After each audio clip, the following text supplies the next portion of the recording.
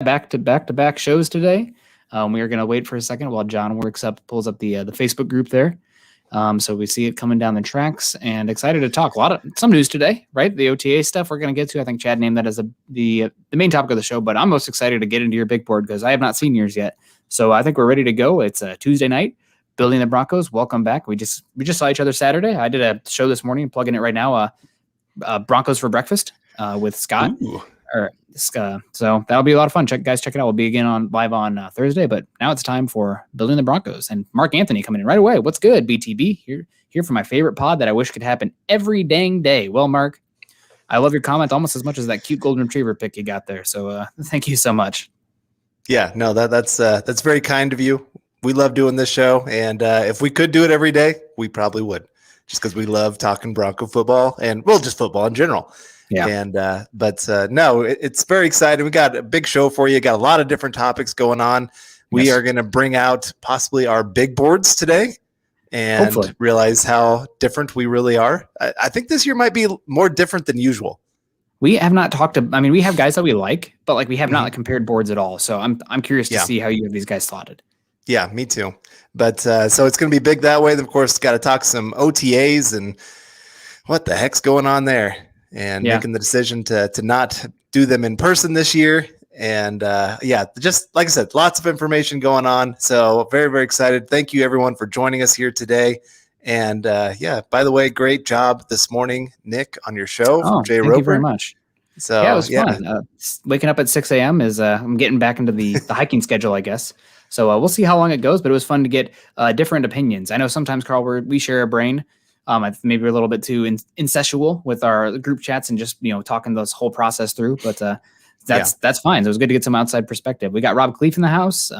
Got some other guys, obviously. Jamal Roll, haven't been able to catch the live in a while. What's up, Broncos country? Well, Rob, what's up with you? It looks like you got the Dragon Ball Z tattoo or art there. It looks pretty darn sick. Spicy Mike is also in the house.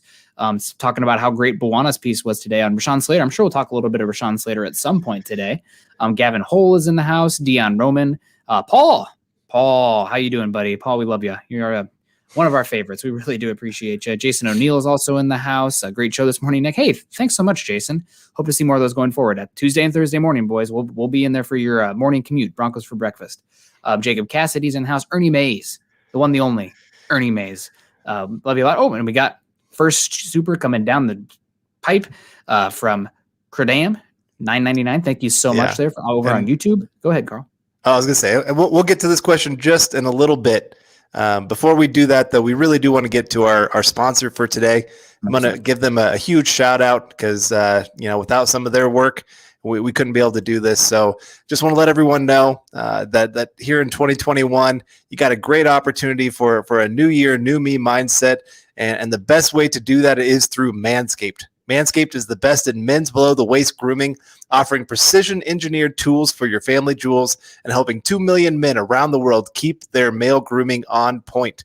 If you let yourself go in 2020 while in quarantine, Manscaped is here for you to reboot and stay clean and shaved in 2021.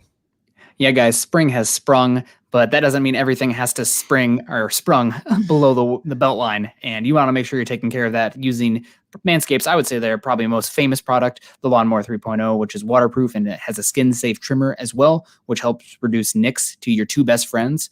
The third-generation trimmer even has a light on it to illuminate those hard-to-see spots. And Lord knows, sometimes you're just hoping and praying that you don't, cause some damage down there. Well, that's not the case with the Lawnmower 3.0. You can protect yourself while also making sure that nothing gets too out of whack down there. That's really good. And still, my stuff is a kind of locked up right now. We're still in the process of unpacking, but I made sure this one wasn't packed away. I have my little handy dandy Manscaped to-go kit right here. I mean, it's just got the essentials in there, but I've already had to use it a couple of times, trim the nails, taking care of some eyebrows. Carl, I am unfortunately one of those men who sometimes the eyebrows start to encroach on each other. So I want to make sure those are looking good, and obviously they got the good products right here. So guys, make sure you're checking out all their products at Manscaped.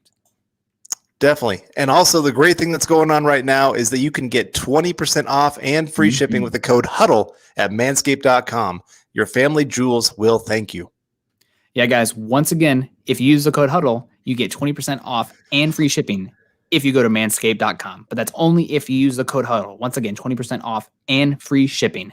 And also, guys, want to make sure that you guys are following us on Twitter at Carl Dumler MHH, and myself at Nick Kendell MHH. You can find us on Twitter. We're pretty active on there. Sometimes maybe more than we should be, but social media, man, it's got me hook, line, and sinker. Also, make sure you're following John on Twitter. Again, promoting his piece again. He put out a great piece today on Rashawn Slater, who'd make a lot of sense for the Denver Broncos. I follow him on Twitter at JohnKMHH. Also follow this show's Twitter account at BTB Football Pod, and follow us at Mile High Huddle. There you go. And we got to get to it here. Let's pull up the super right now. Let's get things going. Okay, there we go. Here. This is from Krudam. Really appreciate the super chat here, and right on cue with our topic here today. Evening, fellas. Excited for another episode. Very disappointed that players are skipping OTAs. I was advocating so hard for it, thinking they would be grateful for them instead of strictly virtual. I mean, this is something that we kind of knew was coming down the tracks, right? Like, it's kind of like people understanding now that maybe I don't have to go down to work 5 days a week down at the office. Like, maybe one of the days, some of those meetings can be virtual, right? We're not wasting our times. And so this is something that has been, it feels like an inevitability for a bit. I mean, you can be a little bit disappointed for the Broncos specifically. I mean, this is a team that's a really young offense. Obviously, if Drew Lock is going to elevate his game, he needs all the reps and practice with his teammates that he can get. But I mean, these guys are going there, and they're leveraging right now that the product last year was not terrible. Granted, penalty calls were down across the league, and maybe that's something the league wants to do in general going forward. Maybe I enjoyed the product last year. So yes, it's kind of a bummer, but this is the vets using their influence to kind of push against this. And it's not going to just be the Broncos, Seahawks. And I think the Buccaneers literally just came down the tracks as well, which I think is kind of funny because a lot of people were saying, this Tom Brady wouldn't do this. Here we are. The Buccaneers are going to do this as well. So I think this is just a next phase in player empowerment. And I get that it's a change of the guard, and coaches wouldn't like, coaches don't like it, but it's a players league, folks. So the players got the power. They're going to continue to leverage it. And obviously, hopefully the league will change a little bit, and you can have like these volunteer workouts where like Drew Lock's getting the guys together, whatnot, or whoever the quarterback is. But things are changing. I think things are going to change. It's kind of a bummer for some folks, but I just think this was an inevitability, and the Broncos are on the forefront of it. Yeah, we got Tyler coming in here. Got to get right to it. Skipping these practices is selfish, childish, and pathetic. Sorry, guys. I'm torn on this because, one, especially for the vets, OTAs doesn't mean a whole lot. I mean, probably the most you're getting out of them is just getting to know some of the new teammates, getting some of that team camaraderie. I'm not saying that word right, but camaraderie. There we go. But those are the kind of things that you're probably getting out of this more so than actually like learning the offense, going through those kind of motions. I would hope that whoever the quarterback is and the wide receivers and tight ends and running backs, that they find different times throughout the summer to get together and work on some of those things. You're going to get more out of that than I think you are going to these OTAs. They kind of amp up. Usually these first ones that we have, it's really limited on what they can even do at these. So yes, it is a little disappointing. Like I said, it's a young team. This could be a very big benefit for them. Just in that, like I said, just getting to know each other, getting to spend time. That could be big for them. But beyond that, there's just not a whole lot of benefit to these. So I think teams are figuring out why have them force these players to come back. The players too, when we can let them have a little more freedom with some of this and then amp up when we need to. Yeah, I mean, it's a bummer, but I really think, and the thing is, I feel like, and this is just my opinion, I do think it's maybe a little bit disingenuous with, blaming what's going on in the world for the reason. I think this is just jumping at it because of the circumstances of the league right now, right? Like, who was it? Jason Treader, who was saying like this is coming down the tracks as well for no OTAs, who's the head of the NFLPA. And these team leaders are, they don't want to do these anymore. They don't see the benefit in them. Obviously, there is some benefit, but you're hoping that they can supplement it. And, if this is the real eventual reality of how offseason programs are going to go, who are going to be the innovators, right? Because there's things are when things change, there is room for other teams and the smart teams to get a competitive edge. So what can the Broncos do if this is going to become the reality to position themselves at a point of strength where they can get an advantage versus these other teams. Because I know it's the Broncos the first to break it, but I really would be shocked if it's half the league or more doesn't do that right now. We got lazy Kozad coming in here. Some of the teams have a lot of players with off-season incentive monies, probably won't hold out. And I think that's going to be true for the Broncos as well. I think the guys like Von Miller, Drew Lock, Graham Glasgow, perhaps, there'll be some guys who will be in because their contracts are specifically linked to these volunteer OTAs. So there will be some there, but I still think this was bound to happen. There's been whispers of this for a bit. So here we are. Right. I mean, there's a lot of talk of not the draft from now on being online.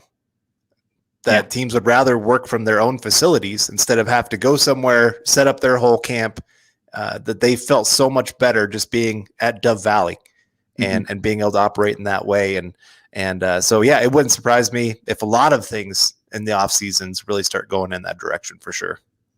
Yeah, adapt or die, right? I mean, that's a football phrase, but it's true. Not just, it goes beyond the football field as well.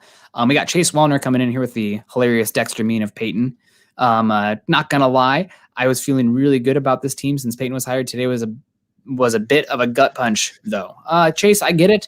I think that if you're putting the make or break of the season being the Broncos getting together for volunteer OTA practices, I think you're putting a little bit too much weight on that. Now, they're still going to put in the work. They're still going to be preseason.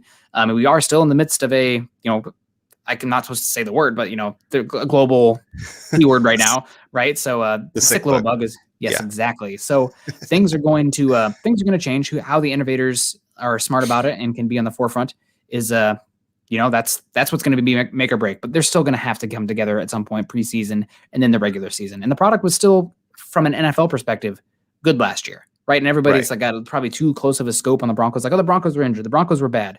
Injuries across the league were not crazy high compared to other years. Right. Like, got to look at the larger sample size here. So, I would be curious to see who in the locker room voted for or against. I think we do know some, given the tweets we saw today. Don't want to go too far down that. But that's we'll see what happens. Yeah.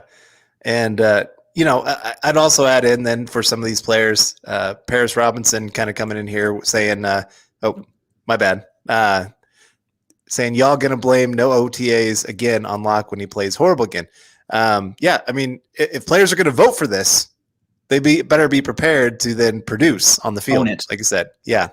And they can't sit there at the end of the year and say, well, this offseason was so crazy, those kind of things. It's like, well, you voted to have it this way. So, last offseason, I can understand it a little bit more because there was no real option to do some of these things. Now that it is an option, yeah.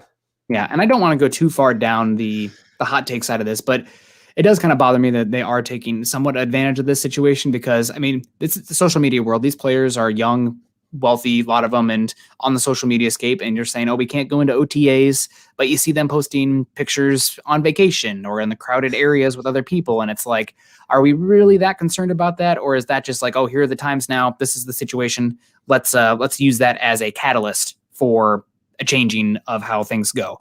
That I mean, I guess for me, that's just a little bit of a really okay, but it is what it is. I think this is going to be a lot of teams that are going to do this, so it's just the reality of it. Right. And Robert Caslow asking a great question here. Is it just volunteered OTAs or also mandatory OTAs that they are voting themselves out of here? I think it's the volunteered, but don't quote me on that specifically. I think it's volunteered though. That's they came out of the tracks and I was busy working and got home about 5 minutes before this, but that's my understanding. So there's about 4 or 5 phases through the off season. Mm-hmm. So you have volunteer OTAs, mandatory OTAs, mini camp, training camp, preseason. Yeah. I'd say those are all the different ones there. Mm-hmm. And so I think this is just first phase that they've voted on. Yeah. Yep. And thank you very much, Gary. You can join us. We'll be live again Thursday morning at 8:00 Mountain Time. I mean, we'll see what happens. And also the thing that bothers me as well about this is that, there are effective vaccines available right now. Both mRNA ones shown to be pretty effective. So I don't know. We'll see what the world looks like a couple months from now, but we'll see. And thank you very much for the kind comment. We're really appreciating that, guys. So do we want to touch on Alexander Johnson? I don't want to go too far down the track. Maybe there's a couple comments here that John can pull up, but Alexander Johnson had some comments about it. I mean, there's a lot of conspiracy theories out there. I'm not going to go too far down that, but I did hear that Broncos PR reached out to him after his Twitter comments today. So I think they're well aware. And also some of the Broncos connected, Broncos team media sent out tweets that were directly against what Alexander Johnson said after that. So they're well aware. I don't think they really liked what he had to say. At the very least, it was insensitive. It's the world we are in, right? Right. And this makes me think of how they're thinking about putting, instead of a player's name on their back, a Twitter account for college players or their Instagram or anything like those. Yeah. Or is that you? Oh, okay. UCF. Yeah. Okay. I just think about that of, do you really want 18 to 22-year-olds and what they have to say about life being put out there? Mm-hmm. I was not thinking great when I was 18 to 22. There's I'm probably 29. some things. I still. Yeah. There's still plenty of times. Yeah. So that whole thing, sometimes their social media can be just as much of an issue as it can be a help for them. Some of them use it great to really expand their brand.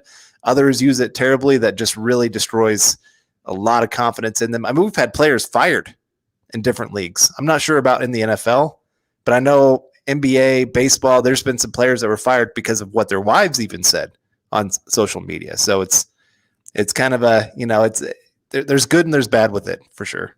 Yeah. And I do want to bring this back. I want to pivot off I feel like we had to at least acknowledge the Alexander Johnson stuff. But what do you think about what Vic Fangio thinks about this? Right? Like, I know he's kind of the old hardcore ball coach, but he's a defensive innovator, and he's somebody who has not always been the oldest, thinker in the room. So what are your thoughts here? I mean, obviously he's probably a little bit bummed, and thank God for him. He's not like a first-year head coach trying to install a new system or something. But do you have any?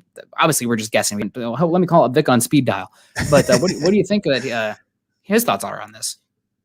Oh. At this point, I don't think he cares a whole lot because, like I said, I don't know how much you're really getting out of OTAs and actually getting players prepared and things like that. Yeah. I think in this, I'm trying to remember what all you can do in each phase. So this one, I know there's no kind of hitting, no kind of contact. I don't think you can even do like offense versus defense. I think it's position groups are divided up. I'm not even sure that the head coach is actually doing a whole lot. I think it's positional coaches doing most of the work that's in this time. So I don't think he's too worried about this. If it carries over to like mandatory OTAs and mini camps and stuff like that, he might start caring a lot more then because, like I said, trying to get new players integrated into the system. Most of these players, especially on his side of the ball, the defense, are players that are returning. Yeah. You got a couple new cornerbacks. Is that about it? They brought in that defensive lineman from Minnesota. I guess, yeah. I guess that's it. But beyond that, I mean, most of the guys already are up on the system. Yeah. And so going through a few little drills here and there, probably not going to matter for them. It matters a lot more for the offensive side than the defense for sure. Yeah, absolutely. And also, Salvador, how you doing? No, I'm just kidding. Thank you very much. I have the hat right here, but I put on the camera and I was like, the hair looks good. The hair looks good, but let's just roll with the hair. So also Jay coming in here with the hair gangs in. My hair kind of got some curl going on. Yeah. But thank you guys very much. Also, speaking of thank you, Paul, we love you so much. Two of my favorite people, love Tuesday Night Pods. Great work. Happy for Dumler family. Go Broncos. Well, thank you so much, Paul. You're one of our favorites. I mean, we always appreciate interacting with you on Twitter as well. I mean, my wife still brings up Paul found me and my wife's wedding registry. And sent us a couple things on our wedding registry. And it's like, oh my, who? One of your listeners and Twitter friends? That's awesome. I mean, God, so obviously it's just I'm not doing the middle part, Jay. I'm definitely a millennial. But no, Paul, we appreciate you. Thank you so much. Yep. Always just been super, super generous and really just Twitter can be pretty toxic. If I get a notification that Paul commented on something, I know it's going to be good. Right. And appreciate the shout out from my family. Just that means a lot to me. And Paul was messaging me the other day saying, hey, you need to get Scott back on the show. It's been a few years since we've had him on the show. Scott's the guy that brought Nick and I together, actually. So someday we're going to have to bring back the OG. Yeah, absolutely. And we also had a couple comments here from this Paris Robinson coming in. This podcast is my favorite. I'm always hyped hyped up, waiting for my boys to go live. Let's go, Nick and Carl. Well, Paris, we really do appreciate that. I know some people prefer Huddle Up, some people prefer Mile Insiders, but we appreciate you guys rolling with any of us. We, just taking the time to be here with us. And I think now's the time, Carl. Let's start the big board. Chat, do you guys want top 20, top 25? What are we thinking? I know Rowan right here is saying big boards. We're definitely going to get to it. Oh, Jay's saying his middle part is glorious. You're probably younger than me, Jay, so you can actually pull it off. Carl, what do you think? Do you just have your top 20 or do you have your top 25? I could expand it to 25, but so let's keep it at 20. I don't see the Broncos jumping back further than 20 at this point. Okay. Well, I just want to throw out some of these names. We won't go very far, but I would like to give some of my names just for the spicy take. And I'm even going to give you guys, I'm going to run 30 to 21 real quick. My 30th player, Micah Parsons. He would be top 8 on my board if it wasn't for the character concerns. Concerns me too much. I still have him in my top 30, but he's not completely off my board. But, it scares me a little bit. 29, Zaven Collins. 28, Trevon Moore, my only safety. Well, technically my only safety. 27, I have Joe Tryon, edge from Washington. 25, I have Elijah Vera, or 26, I have Elijah Vera Tucker. Interior offensive lineman for me for USC. 25, I have Jeremiah Owusu-Koramoah, safety linebacker. I'm not sure. I don't love the scheme fit. I'm not sure exactly where he fits. Good player. Maybe I'll raise him up later, but not yet. Mac Jones, 24. Baron Browning, 23. Christian Barmore, 22. And Jamin Davis, 21. And yep, you guys heard that right. That means I have no linebackers in my top 20. Sorry, boys. Ooh. Oh, man. That is spicy there. Yeah. Okay. All right. Well, I guess, before we get to our big board, Steven coming in here with the super chat. Got to get that in here real quick. Steven, always been a big fan of the show, and we're a big fan of you. Drew Lock is my quarterback. Go Broncos. I love getting to see the sport. Yeah. Stay. If you believe in the guy, go for it. I'm pounding the table for Justin Fields. That's my guy. I pounded the table for Paxton Lynch too. That one failed pretty miserably. But yeah, if you got your guy, you stick with it. I commend you for that. Obviously, I'm not quite as big of a fan. But hey, I still have some hope for Drew Lock. I really do. If the Broncos decide to pass on these quarterbacks because the price to trade up gets too high, I can understand it. Mm-hmm. See what this kid has for another year. See if it really was just kind of a fluke with this past offseason and everything going on. And, especially young offense, all those kind of things. And, Manning's been training with Locke, working on some film study from what I understand, and getting a little bit more involved with him. And that can never be a bad thing when you're working with Peyton Manning. No, it ranges from either it doesn't mean very much or it's great. It's not a bad thing. Anybody who spins it that way, whatever. It doesn't mean a lot. I mean, Peyton Manning also endorsed Adam Gase. Okay, like here we are. That's just the fact. So it's not a bad thing, but what does it mean? We'll see. So Carl, do you have? Let's just start at 20. Let's go by segments of 2, I guess. So you're 20th and 19th player. All right, I didn't know where to put this guy because he's talented, but I wouldn't draft him per se. Oh, Christy's with Lock too. That's important. Christy, thank you for joining us today. We appreciate you. And ride or die, right? We'll see what happens. Yeah. I'm hoping that if the Broncos do, here's the thing too. I hope we can all just make a pact or a blood oath, right? A brotherhood oath from Hangover, whatever it is. If the Broncos don't end up going to quarterback in this class, cheer for whoever the quarterback is. I'm pulling for them to do the best. If they go with a different guy, let's cheer for them too. We all want the same thing. We want the Broncos to get out of this pit of misery they found themselves in the last 5 years. So we'll see. And we got Crudum going here before we actually get to the big boards. Same Q I asked Chad and Zach. If you trade back in the first ideal landing spot, who are you hoping falls to you in the first? And what do you do with the added draft capital? Trade back into the first or stay put with the extra picks? Carl, I'll let you go first. Okay. Best landing spot. I don't think you want to get yourself out of the top 15 just because that's where the premier players really start to drop off big time. I think at that point you're going like 15 to 40. There's really not a huge difference between talent where you can see kind of this upper tier of other players. But now if you want actual real capital for being either able to trade up into the first or have more for the next year, then you're having to look at probably around pick 20 is where you're looking at that point. Who am I hoping falls to you in the first? There's a lot of players that I really like. Ojulari if we trade back into that like 20 range, would be a guy that I would really love. Jalen Phillips. Just maybe some teams get scared off by his medicals, and somehow the Broncos end up landing him. Greg Newsome is another guy at that cornerback position. J.C. Horn, wouldn't mind him at all either. Even Patrick Surtain, I'm not a huge fan of the fit, but at the same time, he's still a talented player. I don't think he would fall that far. But if we're talking like in that 20 range, Kwity Paye, I like him probably more than you like him. Oh, I will find out. Yeah, maybe you are higher. I've been probably the guy that's been pounding the table the most for him. He's kind of slipped down my board a little bit more the more I watched him.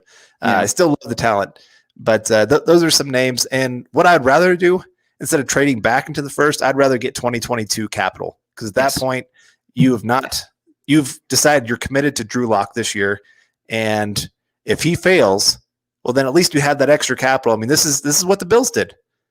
2017, they decided, hey, we don't like these quarterbacks. We're going to trade back. We're going to have extra capital. They used all that extra capital to then go up and get Josh Allen in 2018. So that's what I'd rather see the Broncos do at that point. If we're trading back, I need a 2021 first, or 2022 first, excuse me. Yep.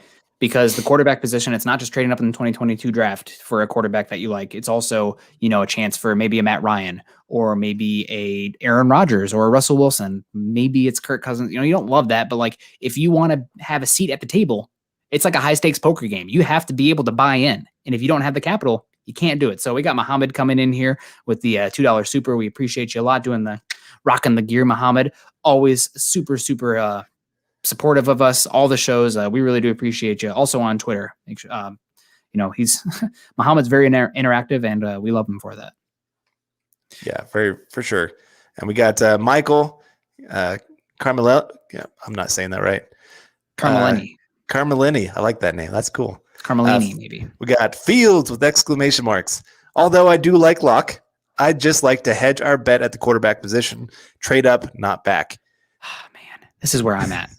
This is where I'm at. Like, everybody knows this. We've been saying it since November. I think there are 4 special quarterbacks in this class.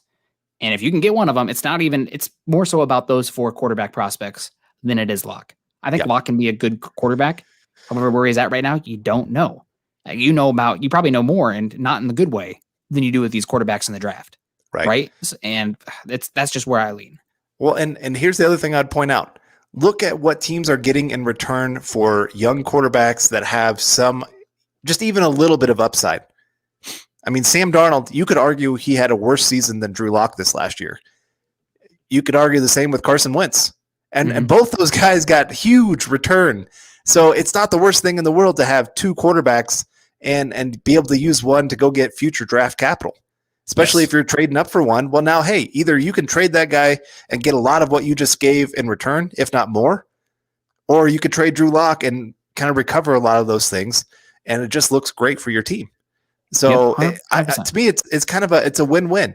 You're throwing more eggs into the most important basket, and hoping that one of those 2 guys is that next young talent for the next 15, 20 years for your organization. That's great. I'm 100% with you. I'm 100% with you. And Robert coming in here, would you guys take Mac if he fell to 9? Well, you just heard my big board that Mac didn't make my top 20. So mine neither. What? Yeah, I think Mac, I've gone back and watched him because I'm trying to get it. I think it's a little bit of media narrative pushing him up, but he does have a high, I think he can be an okay starter in the league. Like how far can he take you? Especially is he a guy that like, what's his ceiling, and like, is that worth the second quarterback contract, which is what I'm always picturing for the quarterback, right? Like running backs, you're just thinking that first contract, but quarterbacks, you need to be thinking the second and maybe third contract. And for him, I don't see it. But here we go. We got Gase coming in here. Speaking of Gase earlier, thoughts on the Kuiper mock? No way we pass on Fields to take Parsons. I would be beside myself if that happened. You never know. Obviously Parsons has all the off-field questions, plays a devalued position, but you watch him on the field. I mean, guys don't move like that at that size. Right. And that could be a difference maker in this defense. It's just, I've been burned before, so I don't want to go too far down that one. Well, and the hard part there is the best linebacker in football will still not make the impact that even an average quarterback can make on a team. Yep. And so that's where you have to think of how you're valuing those picks. especially having somebody there at pick 9, because I mean Justin Fields was available. He's an average. If he turns into an average quarterback and you have him on that rookie contract for 5 years, that's huge. You can really build a great team around him. Joe Flacco was a great example of that. He was a below average quarterback, but they built a great team around him, and it made a big difference when they got to the playoffs. Now, when he got paid, everything fell apart for them. But before that, they were a really good team. Yeah, I mean, quarterback to linebacker, it'd be like, would you rather have like one of the nicest pairs of shoes on the market, or would you rather have, an average solid house? Like, I'm probably going to take the house. It's much more valuable. Even though the shoes are nice, they're just a pair of shoes, right? Maybe that'll upset some sneakerheads in here. But we got to get to the big boards here. So, Carl, your 20th and 19th player. Okay. I have Devonta Smith at 20. Oh, God, are you kidding me? Me too. I have Devonta Smith at 20. Oh my gosh. I really do.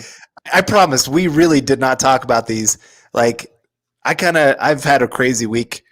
And so I kind of forgot about some of this until last minute. And I mean, I've had this group for a while in my head, just not written down. 19, I know you don't have this one because you've already said him. Jeremiah Owusu-Koramoah. So I had somebody convince me on this the other day. Okay, I'm all ears because I'm starting to feel a little bit better about it too, because it's much more me projecting what this defense is and my understanding of it. But if like Vic Fangio came to me and was like, you know what, look at the AFC West, look where these teams are going. Yep. If I can get this guy, I know it's a luxury pick, but like, where else do we go on this defense? Right. Like, where else do we go? And so I'd be like, Fangio, innovator of defense. You want that guy? Yeah. Amen. I'm in. It's hard for me to project that. Right. It is one of those. This is a athletic freak guy that can sideline to sideline make plays left and right. He makes plays in the backfield, which we saw in the Super Bowl Tampa Bay, that their linebackers were just flying sideline to sideline, making plays. He can do some work where he's covering linebackers one-on-one or running backs coming down the field one-on-one. So there is a skill set there that really matches up well, especially within the division. That's the big thing for me. And then also you add in all the other players around him are great run stuffers. I mean, the corners do really well. The safeties do well.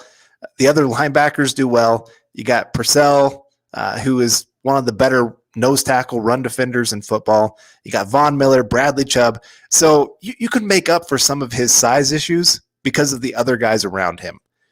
So that's why I've been a little bit more convinced to move him up my board more so than earlier in the year. Yeah, I was talking with Mile High Report's Joe Rolls. I was actually guested on his podcast, and he made the point of the Broncos were heavily linked to Joe Schobert and Corey Littleton, who are absolutely terrible in run defense and taking on blockers. So that was like, you know what? That does make sense as far as Jeremiah Owusu-Koramoah. So again, maybe it's a little bit of a luxury pick, but this defense, they've really invested in it. And if that's somebody that Vic Fangio says, like, I can take this defense to the next level, I'm a defensive innovator, I'm going to make this guy fit, I would believe him, because I mean, his scheme is catching on across the league. People want Vic Fangio's match quarters, and if he can make JOK work, then that's great. I already said my number 20th guy is Devonta Smith. I don't think he's going to be there at 20, but I could not have a big board without him. I know that he's small in terms of height and weight, but he beats press like it doesn't even make sense. He gets separation like it doesn't even make sense. If he was there at 20th at some point, you just got to be like, you know what, he's too talented. I don't care. We might be losing 3 wide receivers next year in Cortland after next year, and Cortland Sutton, Tim Patrick, and Deshaun Hamilton, just too talented to pass up. So I have Devonta Smith at 20. I don't expect the Broncos to take a wide receiver in the first round. 19, I have Christian Darrisaw. I like Christian Darrisaw. He has good flashes on tape. He's got actually one of the guys that actually has the length and the size that have held up through the measurements of this pre-draft process. I do question some of the reps on tape. He's very hot and cold. And for an offensive lineman, if there's any position where like you would take a guy who is a C every time rather than 9 A snaps and 1 F, it's the offensive line, because that one bad rep is going to kill you. It's a totally different type of position than other positions in terms of how you need to be consistent. The other thing is, I'm not saying there are character concerns, but I've been told by multiple people, I've asked multiple people, and I've had this verified, that he's already gone through 3 agents in the pre-draft process, which is, what's going on there? I haven't gotten a straight answer on that other than that's happened. So that concerns me. I'm not saying it's not like the Micah Parsons character concerns level, but it's worth noting. And it's like, if I was working in a front office or something, I would hopefully have that information, but it's enough for me to be like, pause. What's happening? Yeah. Okay. You want to Let's go see if there's to any. 18? Let's see if there's any comments here, real quick, about our guys, so that way we can make it as interactive as possible. Could Yeah. JOK cover tight ends? Yeah. Oh yeah. He's got the length. He's got he's got the athleticism for sure. Yes. And he showed well there at Notre Dame when he was asked to cover it one-on-one. I think that he could really thrive in that kind of role. You give him a year or so to really develop as a coverage guy, and I think he could become one of the better coverage linebackers in football. Yeah, I mean, you really hope that he could be maybe a Deion Jones type. That's the type. I still see him more as like a small Adam safety type, but the game is getting smaller and faster, right? And like if you can stop the run, that's great, but it's more important to stop the pass.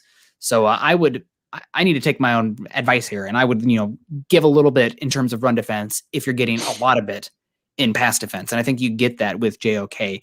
I still don't think it's the best scheme fit, but that's where we're at. So a good question there. And Kenneth saying JOK can cover anyone, running back, tight end, even some wide receivers. And that's, again, maybe the base defense becomes like a 4-2-5 where they're running an overhang kind of safety type.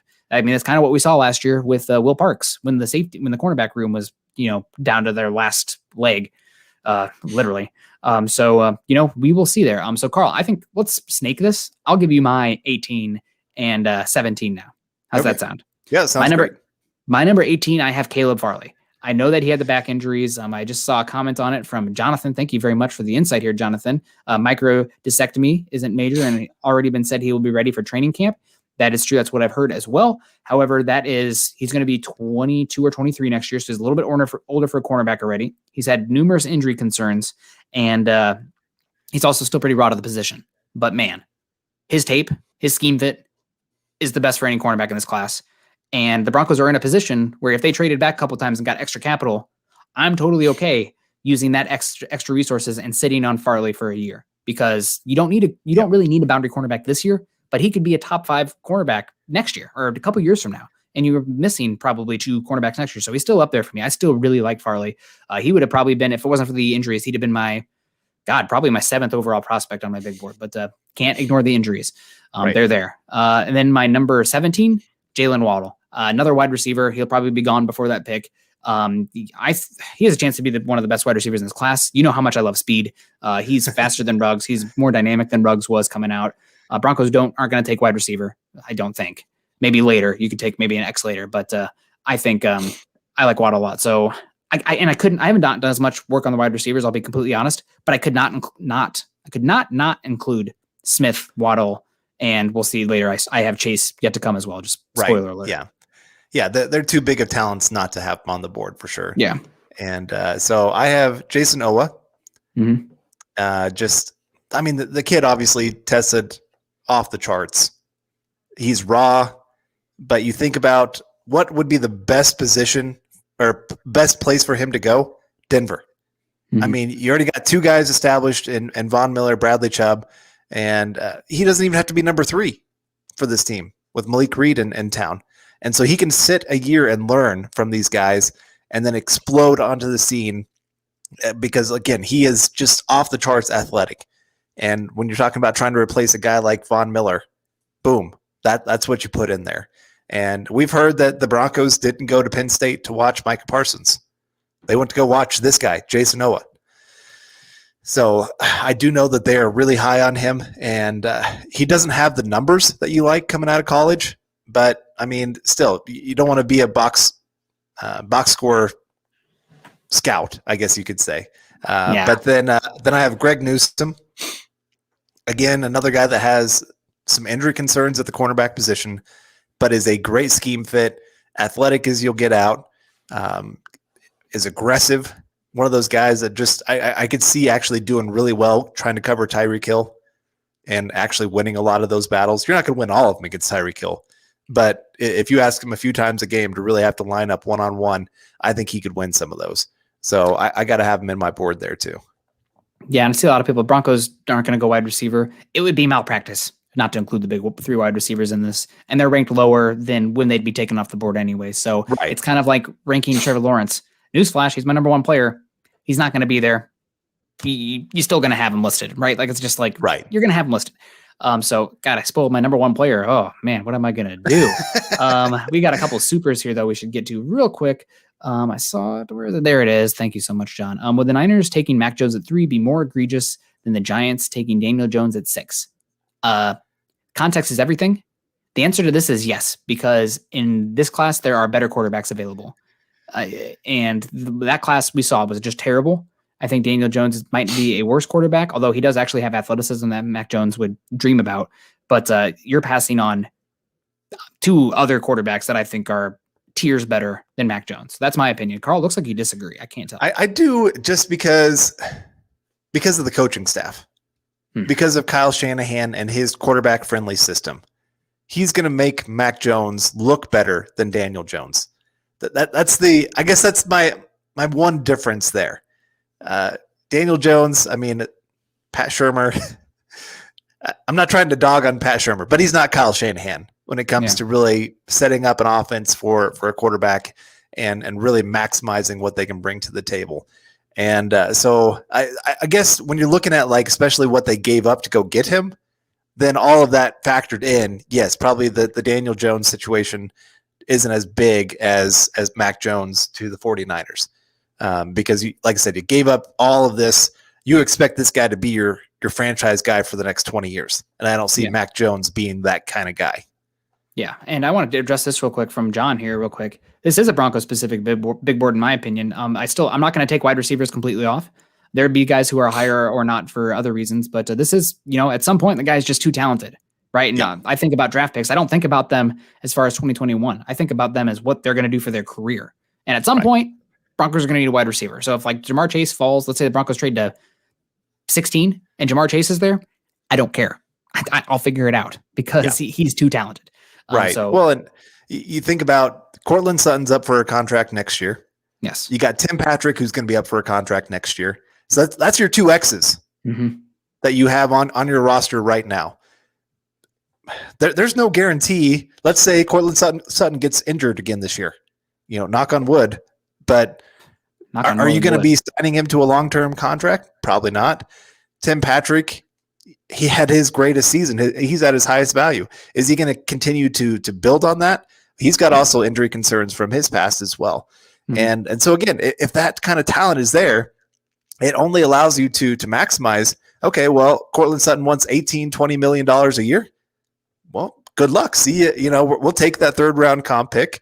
And I mean, I'd hate to see Cortland Sutton go because I think he is a true talent. I think he's a true star. I'm just saying, like you said, if one of these guys falls to that 16, it's going to be hard to pass on him. It's also why I have a certain wide receiver that you've already listed a little bit higher than you, because I think he brings a little bit different skill set that you can make work with a lot of other guys there. Well, let's hear your, what are we on now? We just did 18 and 17. Let's hear your 16 and 15. Okay. Kwity Paye. At 16? Yeah, at 16.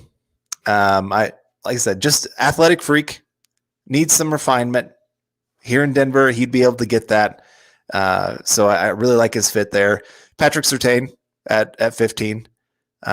Again, another talented guy. I'm not sure how he exactly fits, but if he's there at that 15, 16, 17 pick, I don't have as much problem taking him there. I have a problem taking him at 9, but you trade back at a little more capital. I trust, especially with this defense, that they can figure out how to make certain quarterbacks work. They can find a way to make his skill set fit within this defense. So that's why I'm still going to include him on this list. I mean, I have no issue with that at all. Pretty surprising that I'm going to have Kwity Paye higher than you, but that's where we're at. My 16 overall player, I have Greg Newsome II. I think he's an ideal scheme fit. If it wasn't for the injuries, he'd have a strong case for the number 1 wide receiver or number 1 cornerback on my big board. But I can't ignore the injuries. Also, his 2019 tape versus his 2020 tape looks like a different guy out there. So, I mean, obviously something can click, but it's not 2 years of good tape. It's 1 year of very good tape. And in a weird Big Ten season where he played on one of the best defenses, at least one of the best structured defenses in football. Maybe not the most talented, but like Pat Fitzgerald has those guys doing great things. Very annoying as an Iowa Hawkeye fan because Northwestern always seems to bite us in the butt. And then my number 15, I have Kwity Paye. So you had 16, I had him 15. He is my edge 4. So if that says anything, I still like him a lot. I wish he was a little bit lengthier, and I wish he played more of a just basic 7 or 9 technique rather than moving around too much. I think they moved him around too much where it was almost detrimental to what he can do, but he gets pressures. He's versatile. I don't think he's as good of a scheme fit as the other guys I have ahead of him, but I'm all about investing in, if you're going to invest in any positions, obviously, and you want to overinvest almost, it's pass rushers, cover guys, and pass catchers, and the offensive line, obviously, like linebacker, safety, tight end, running back, like I'm okay just having an assortment of guys there, but I need those expensive positions. I need an assortment. I need to have depth, and especially edge rusher. So I have Kwity Paye as my edge rusher 4, but he's at 15 overall. So let's check the super chat real quick, see if anybody's talking here real quick. I saw somebody say that edge rusher is definitely a need. Oh, there we go. Edge rusher is a need. There we go. From Michael Carmelini. Thank you very much. And so, edge rusher is very interesting. And Don Lovato saying, I know the Broncos want to go defense at number 9. Question is, is there a defensive player worth the number 9 overall pick? That's what everybody's talking about right now. Robert coming in. Well, I would say there's only one defensive player, if the Broncos decide we're sticking at 9, that I'm sitting there saying I would be okay with them taking. Can you guess who that is? I'm going to guess it's going to be Jalen Phillips. Yep. Okay. Yep. I have him at exactly number 9 on my big board. I know I'm jumping ahead here a little bit, but he's the only guy, just because of just the ceiling of what he could become is so off the charts that it's worth taking the risk with some of the injuries. But the rest of them, it's too much. That's the big problem here. Is this is a very offensive top heavy draft, and it's not really a problem because the Broncos could use a quarterback, they could use an offensive tackle, and even Kyle Pitts. I mean, he's obviously pretty high on my board as well. All those guys could fit within this team. So I'm not too disappointed if it is really offense early on. Bone a kiss to Rich for that beautiful beard. Seth Harmon coming in with that pear giving us the thumbs up there. I was about to say peach. Nope. I mean, I just saw that bottom half in my mind went to peach, but that's a pear. No, thank you very much. Jay coming in here real quick. This is kind of off topic from the big board, but that's fine. He asked it earlier too, just got lost. I want to ask this again because I think it's interesting. Carl and Nick, do you think Locke's arm talent strength has regressed due to the injury, or is it his base? Example, Bill's game. It's a boring answer, but I think it's a little bit of both. I think his shoulder was somewhat impacting him this year, but you're going to lose a lot of velocity and even more so accuracy and timing if your base is erratic and not replicatable and you're trying to be, Aaron Rodgers on plays where it's not called for, right? Like if you can do that, that's a great, card you can play, but when it's in structure and you have room to step up or navigate the pocket, you're going to be much more accurate and on time if you do that. So I think it's a little bit of both. I still think Locke has a, top 15 arm. It's not this it's not Jay Cutler out there. It's not John Elway out there. It's not Josh Allen and Patrick Mahomes, but it's definitely good in terms of pure velocity. Enough. It's good enough. I would say, you think about the injuries, thumb injury, where he did say, and others have pointed out, he cannot grip the football like he used to. Mm-hmm. Whether that comes back better over time, we'll have to see on that. And then AC joint.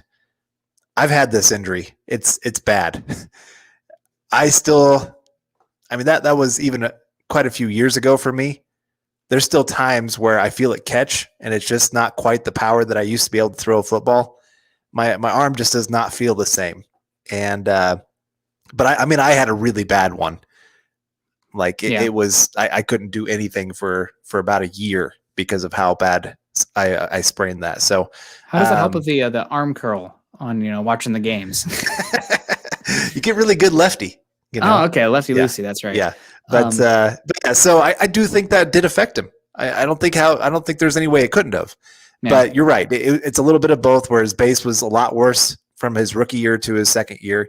That's why I kind of started believing him after his rookie season, because I'm seeing better footwork than I saw in college when he came in those last 5 games. And I was going, all right, here we go. He's got a little bit of accuracy that I didn't see in college. And then all of it disappeared his second year. I thought he even did worse than what his senior year of college showed at times. Yeah. And so We'll have to see if he worked on that this offseason, if he is the starter for the Broncos for week 1. I don't know. But that's a great question, though. Yeah, thank you very much. Back to the big board here. We're not halfway. We got to get it moving. My 14th overall player, my edge 3, Jason Owa, Penn State. If you guys listened to Scott and myself this morning, Scott about tripped over himself talking about Owa's athletic traits and athleticism and said that was the best edge rusher performance in a pro day or combine since Jadeveon Clowney, where people were tripping over themselves. Now, granted, Clowney's been good, not great, but I don't think that's because of Clowney's athleticism or traits that's happened. And Owa, new to the game, he was a prep basketball player, and he's just kind of still figuring it out. But like you said earlier, if you can play that guy as a kind of a rotational player year 1, it gives you a lot of flexibility with what happens with life after Von, which, guys, it's an inevitability, right? At some point, it's going to be life after Von Miller. Like, right. It's and just like it sucks, but like it's coming. You have to prepare yourself for that. So I've been on him since before the season because I got glimpses of him last year, and I have some Iowa connections, and they're like, we're kind of worried about week 2 with Jason Owa, who that Iowa ended up playing that, or week 3, excuse me. I don't even remember. Either way, Jason Owa, they're like, that guy is absolutely insane. And he has everything you're looking for. He's super long armed, good bend, good ankle flexion. He has more power to his game. I think he can get stronger. I think he can put on more weight and more power in his frame. He just really needs to work on his moves and understanding how to set guys up. That's perfect for a rotational guy year 1. And then you set yourself up in a position where you can move that Von Miller contract over to Bradley Chubb, and you still have a cost-controlled premium edge rusher, which if you're going to contend in this division, and if you're going to work with Vic Fangio's defense, I know everybody's like the Super Bowl. Oh, look at the linebackers. Look at the linebackers. Biggest takeaway, getting pressure with 4, dropping 7. If you can do that, you can contend with the Chiefs. And that's what Fangio do. So if you have to continually invest in edge rushers, pass rushers. And I think Owa is pretty darn special talent. So I have him at 14, 13 for me, my cornerback 2, Patrick Surtain, not the best scheme fit, but he's a double, right? You're going to hit a double taking Patrick Surtain. He's super safe. And at a year where we are missing information, there's so many questions, no combine, Patrick Surtain isn't going to bust. Now, is he going to be a homer? I don't know. But, and also Vic Fangio with Prince Umukamara, he wants to play more off coverage on the boundary. With Prince Umukamara, though, he used a fair amount of press with him on the boundary. So he can be flexible and adaptable. I don't think Surtain has the twitch of my cornerback 1, and he doesnn't have the ball skills or the nose for the football of my cornerback 1. So that's why he's not my cornerback 1. But I think, good player. I have him at 13. I probably have a little bit of issue with him going at 9. But again, you need cornerbacks. You need them. And the more you can get. I like it. All right. Well, we might have to speed up here just a little bit. We can go 10, 15 over. It's okay. Tuesday. Okay. John's giving us the okay. Okay. Okay. Thank you. All right. 14 for me. My cornerback 1, J.C. Horn. Okay. Just like I said, I think they can make a way for him to fit. Mm-hmm. He can be a little too aggressive for what they're going to probably ask him to do in the NFL. But you got to love his size. He's got athleticism. He's got length. There's just a lot to really like about his game. Mm-hmm. And then 13 for me, Azeez Ojulari. This is my my pass rusher number 2 on my big board. I like his length. He doesn't look that long, but then all of a sudden you watch him play, and he does a great job keeping people off his body. I'm very, very surprised at how well he does that. And he's I think he's underrated in run support because he is so small, but he does a great job winning the leverage battle. And then his ability to bend around the edge. He's probably the best in this class at his ability to bend and go make plays. He's a finisher. I think that's the big difference between him and Jason Owa is he actually knows how to finish the play. And so he's a little bit further in his development in that way. And I think he'd be a really nice complement to Bradley Chubb. That's the big thing is you got one guy that's a bender around the edge, another guy that's the power rusher off the other edge, meet in the middle, works great. Yeah, I think he's probably a more run sound Yannick Ngakoue with longer arms and can do some of those coverage stuff that Vic Fangio wants for one of his edge rushers. So I like him a lot. I haven't listed him yet for a reason. He's coming. But I like him a lot. Also, he's not even 21 years old yet. I do wonder how much more, like you said, despite being small, he's not terrible against the run. I'm curious how much that translates to the next level and also how much more weight he could put on his frame. Even though he has the long arms, I think he's a little bit wiry. I just don't know if he has the torso and the lower half to put on more weight, good weight. But we'll see. So it will be really interesting there. That's a good call. I guess we'll just keep chugging along here. My 12 player is JC Horn, my cornerback 1. Big difference I went with there is because the ball skills and the twitch. I think he's got better of those in both than Surtain. And in order to play the off coverage, you need to have more twitch. You need to be able to close a gap. I think he does that better than Surtain. And I also think that Denver's defense last year, one of the worst in getting turnovers. Now, part of that is because the offense was pretty inept. And if you're not playing with a lead, a lot of times opposing offenses are going to play conservative and not put the ball in harm's way. But if I can get a guy who can take the ball away, that's something you have to be able to do. That's something this Denver's defense has to do. As good as they've been, solid as they've been the last few years, turnovers have been an issue. So I have a JC Horn at 12. My number 11 player, he's too good not to have here. It's Jamar Chase. Broncos need an X receiver, potentially down the line. He's probably going to go top 6 from what I'm hearing. I just don't see how he's going to get past Miami. Or he definitely isn't going to get past Detroit at 7. So the fact that he's ranked at 11 for me is kind of just process, because he's not going to be there at 11, and I'm not going to take him at 9, even if he was there at 9, probably with how my board is set up. But he's a really good player. Some people compared to the best wide receiver since Julio Jones. I think that's maybe a little bit of a stretch, but he'd have been wide receiver 1 in last year's draft. So he's really talented. I like him a lot. Yep.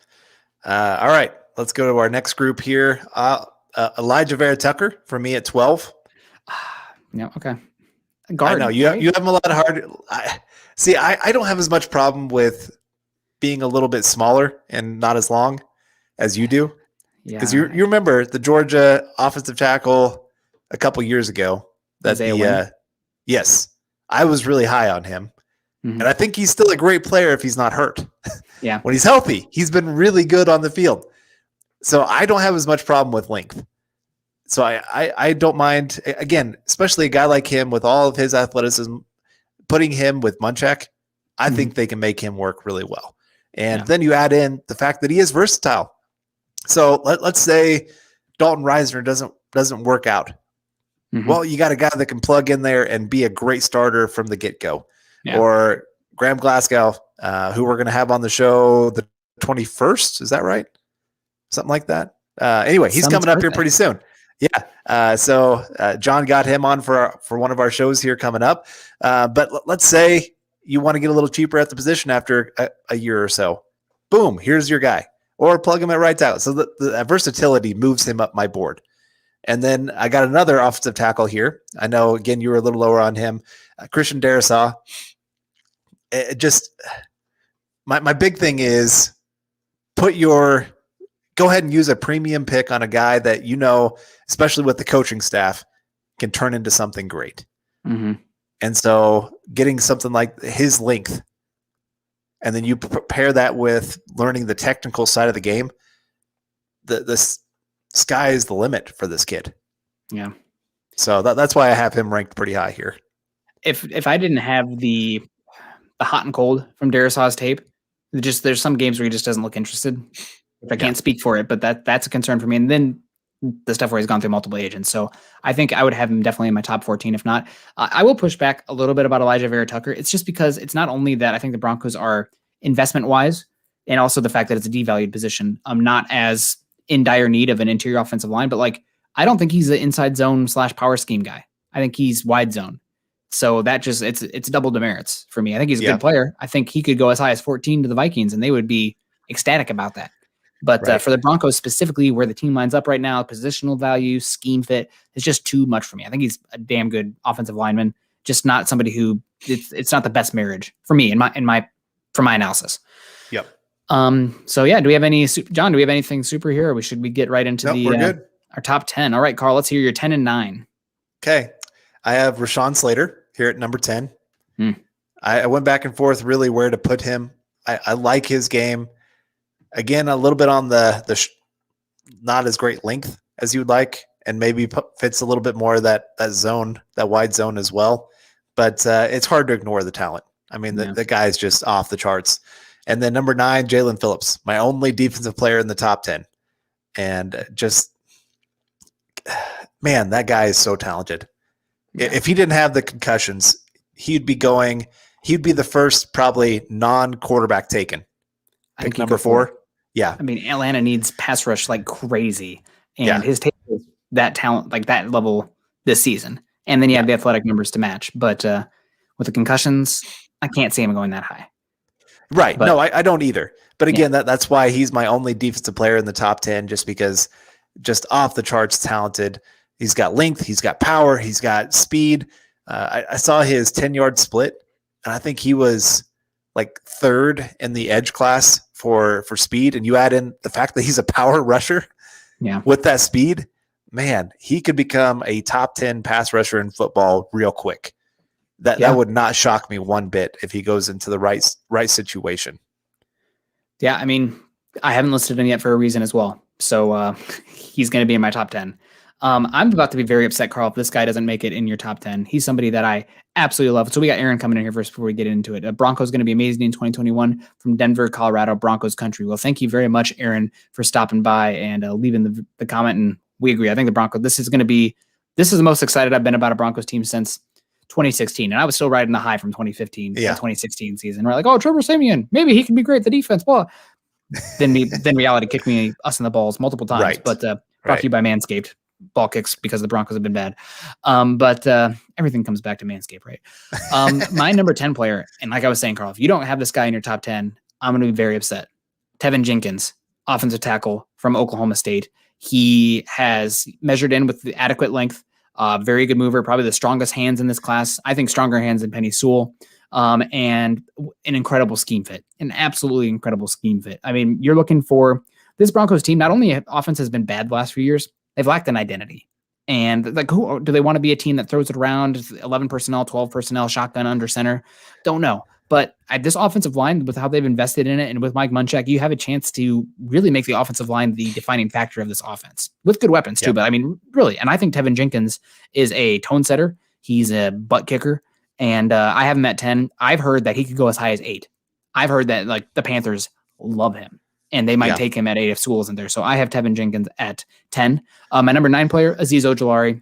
I think he's a great scheme fit. Long, good pass rusher. Maybe not the upside of a typical top 10 edge rusher, but that's just the reality of this class. So I like him a lot. I'm not going to add too much more because you already said a good bit that I agree with. Yeah.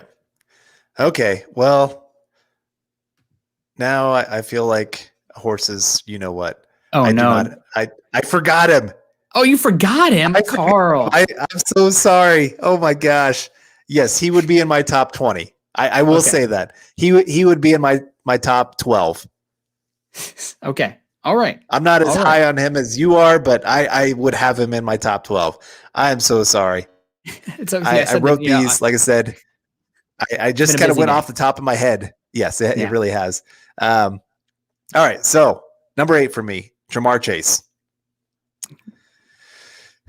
Man, he is a true X receiver for the NFL. Yeah. He's got leaping ability. He's got body control. He's not going to be the fastest guy in the NFL, but he's got plenty of speed to get separation.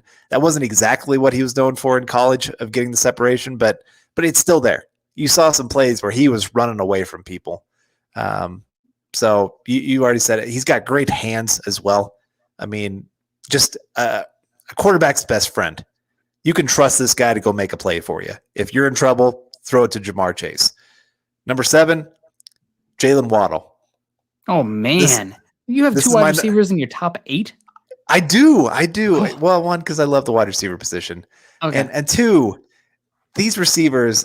So, I loved last year's class. Loved me some Lamb. Very disappointed the Broncos didn't take him. I mean, I like Judy, but Lamb's still my guy. These 2 I'd have ranked higher than any of those guys in that class by far. They'd be in a whole new tier above those guys. Mm-hmm.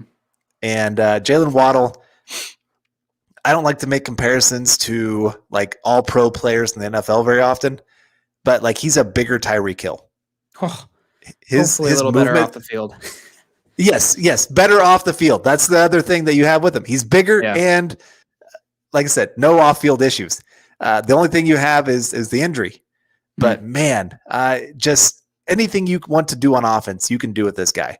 He really took Alabama a big lick did with him. Like once he was hurt, like they didn't miss a beat because great offensive scheme this year. But like Devonta Smith won the Heisman, but Jalen Waddle was the alpha of that room. That's who they were going with before Smith went down. So, I mean, you know how much I love speed. I was almost like, man, I wish the Broncos would have lost to the Raiders in 2020 or 2019, because then they could have picked Tristan Wirfs at 10, and then they could have been in the market for one of these wide receivers. Because also, it's not just because I'm an Iowa fan and Tristan Wirfs is incredible and should have been an All-Pro this year as a rookie, but that's beside the point. Man, 2 wide receivers. Sorry, I cut you off. 2 wide receivers in your top 8 for a Broncos big board is that's eye-opening to me. That's crazy. I mean, I love it, but it's a little bit of safety for Cortland Sutton, because we don't know exactly what he's going to be coming back. And if he does come back and play great, he's going to want a giant contract, and wide receivers contracts are just exploding. And so I'm just not sure how that's going to work, paying him, unless they do go get themselves a rookie quarterback this year. Then you can probably make that all work. But again, just adding a talent like Waddle. The great thing is, even if you pay Cortland Sutton, you can make Judy and Waddle and Hamler and Fant. I mean, you can go empty set and have teams going, oh crap, what do we do? Because you can't cover any of these guys one-on-one. I would dominate in Madden so bad. So bad. just run fly routes all day. Everybody go deep. 4 verts. We're doing it. Oh man, that would be so much fun. But again, this is that guy that can scare you, where you have him doing those end arounds, and then you do the fake end around, and you see the whole defense go with him. And so then all of a sudden, oh, here we go, counter the other way.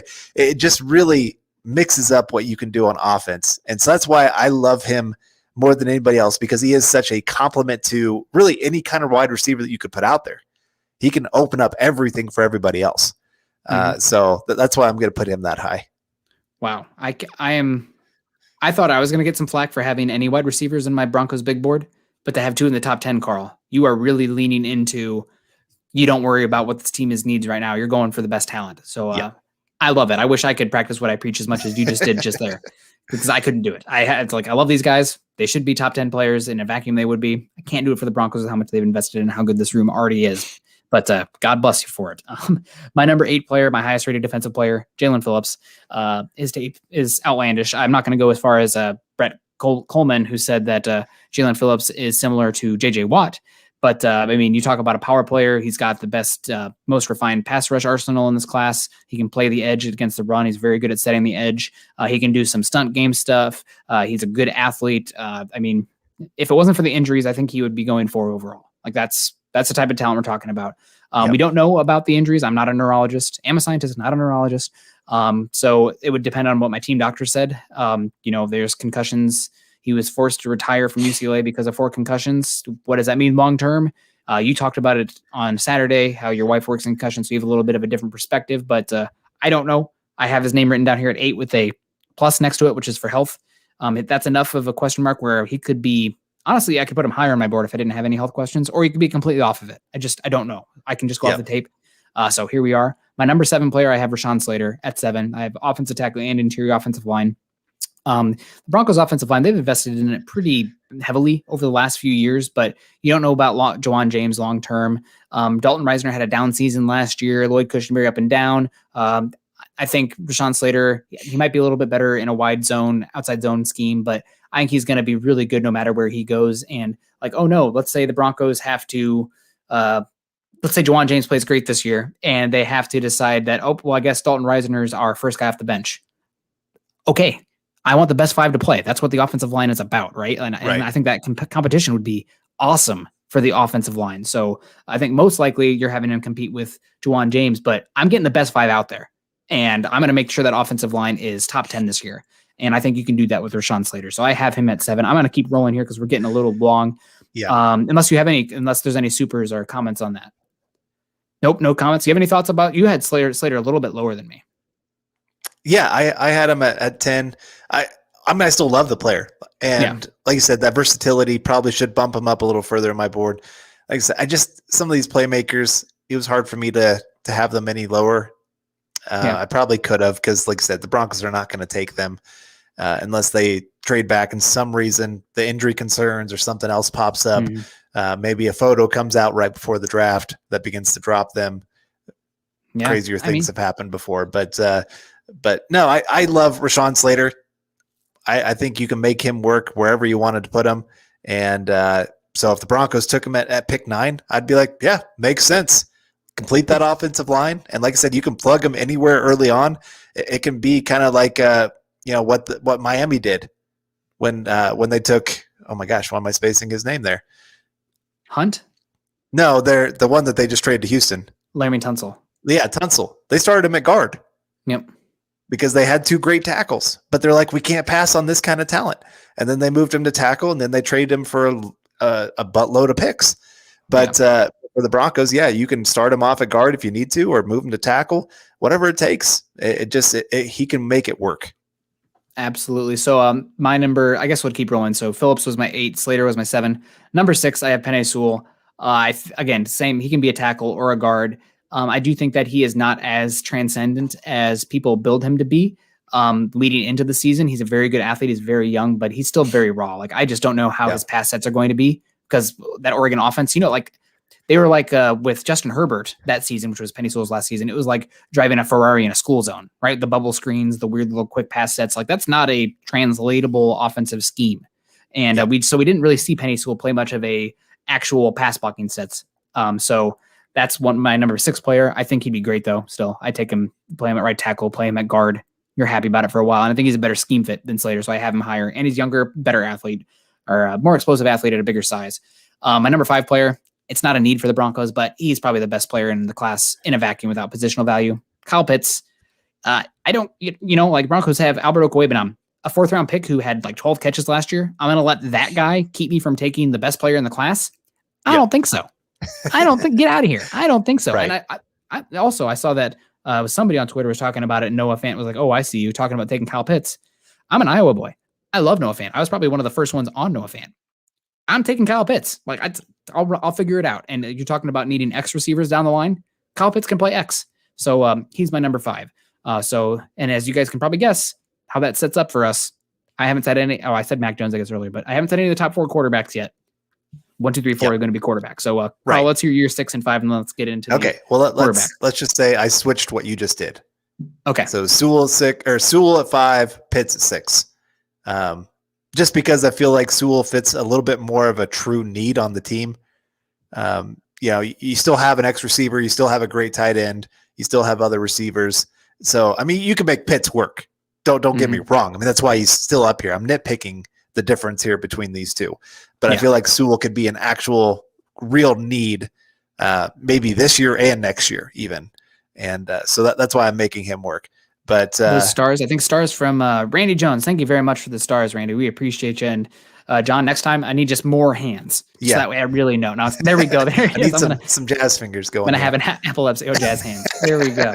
Carl, Sewell, tell me a little bit about Sewell and his scheme fit. We got to get out of it. We got to talk quarterbacks here. Never mind. We'll talk Sewell before the draft for sure. Okay. So quarterbacks, number 4, Zach Wilson. Is that what you got too? Nope. No? Okay. I have Zach Wilson there.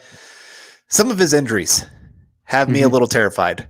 That throwing shoulder being one of them. Man, it just anything shoulder related, especially on your throwing shoulder, is going to be a major concern for me. I mean, that's your moneymaker. At some point, there's probably going to be something else that happens with that. So that's one reason that I have him at number 4. I still love the fit. I think he's probably one of the best scheme fits with Shermer. So maybe he should be bumped up my list a little bit here because of that. But beyond that, I do have a lot more questions about Zach Wilson's game than I do probably the other 3.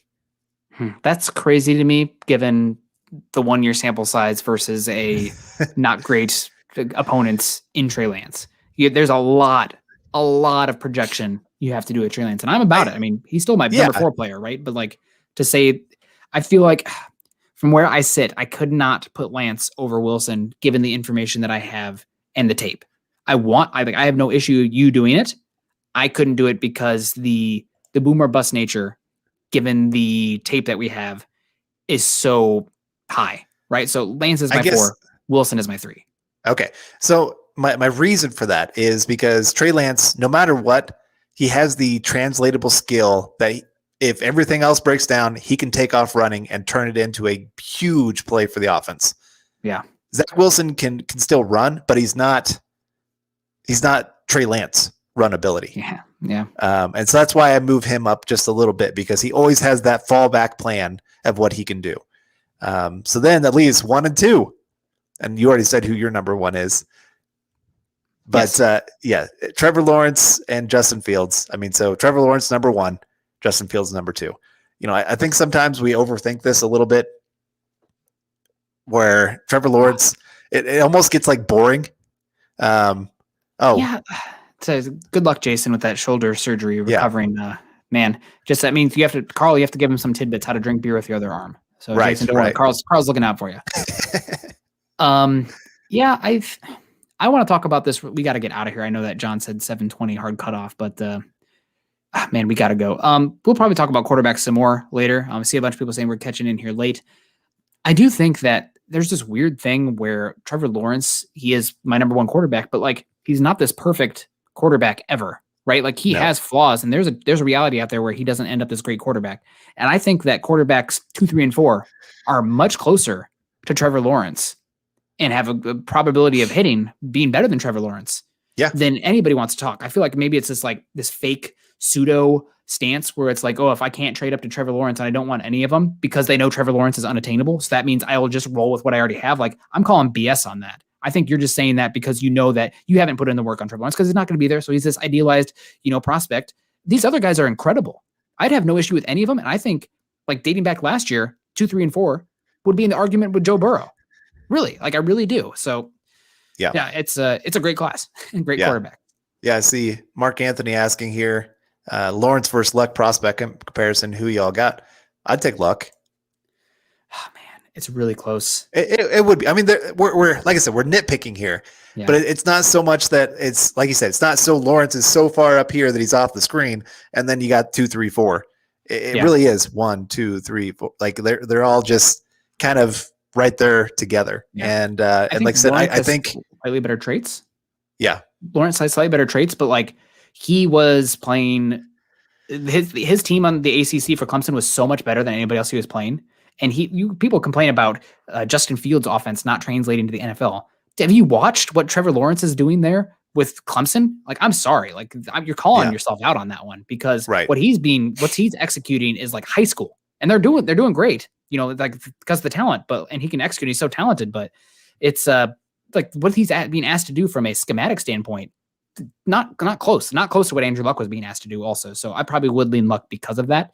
But it is close. They're both great players, but there's many good quarterbacks in this class. And that's why we've always been on this thing where it's like, if you can go get one, go get one. Right. It's not even Luck's fault. Right. And that's just it, is you can make these guys work in a lot of different offenses because they have a lot of different skill sets that they bring to the table. And I think which one's going to be the best probably depends a lot more on their situation than 100%. Their actual talent. 100%. Very good. Very good point. Well, guys, that's going to have to do it for us today, unless I have to pull up the rap horn in case there's any last second supers here, but we do appreciate the heck out of you guys. That has been Building the Broncos today. You can find us every single Tuesday at 7:00 Mountain. We will be here unless somebody's schedule has to pivot around. Obviously we will be flexible when that happens, but plan for us Tuesday nights. And that's not just leading up to the draft. That's after the draft as well. We're here 7 days a week, not just this show, Mile High Insiders, Huddle Up podcast, and obviously the Valley Deep Divers. And also now on Tuesday and Thursday mornings, Broncos for Breakfast. You can join myself and Scott Kennedy. We're going to talk football. It's a little shorter show. It's about 30, 45 minutes, but I had a lot of fun this morning, and it's good to hear some different perspectives here. And I'm glad, Carl, actually, we had a decently different big board. So that's really good because it's boring if we all have the same things to say and the same opinions, right? And the fact that we can agree to disagree on some things, it's football. Like we're just having fun talking about it. It's not a personal insult if you have a different take. I welcome the different opinions on here because different opinions are the spice of life. Speaking of spice of life, you get Twitter. You guys can find us on Twitter. You can find myself at Nick Kendell MHH and John at John K MHH and Carl at Carl Dumler MHH. Also, John just had up our Facebook group. You guys can find us on Facebook with the group Mile High Huddle. Become a supporter. That would be very helpful for us. Also, guys, head on over to iTunes, leave us a 5-star rating and a comment. That helps a lot. Most important thing you can do, though, like, subscribe, and share. If you're joining us on YouTube, Or if you're joining us on Facebook, click those thumbs up, laugh, react, surprised reaction, heart emoji, all those work. Those things help us get new listeners. They help get this content to more people. And man, that's the best thing you can do for us. We really do appreciate the supers. We know not everybody can do that, but it's not a lot. It's not a big ask to like, subscribe, and share, or like, heart, wow, react, laugh, react, angry emoji, whatever. That helps us a lot. Follow us on Twitter at Mile High Huddle and at BTB Football Pod. I know that we got to get out of here because there's other things coming up. We appreciate everyone in here today. See these people. Sorry I missed the show. Holden, it's coming in here. I've just finished taking the GRE test. I'll rewind and watch it from the top. Holden, hopefully that went well. Sending good vibes. I know it's already happened, but appreciate you a lot. And also Broncos for breakfast. I'm sure John can hit you with that after the show, or I can as well, or Chad. But it's out there. I will make sure to get that to you, Richard. I'll make sure to tweet it. And people saying great content. So yeah, we'll be again Thursday morning at 7 a.m. So I know we got to get out of here. We have like 30 seconds left. So we're going to run. We love y'all. Stay safe. And as always, go Broncos.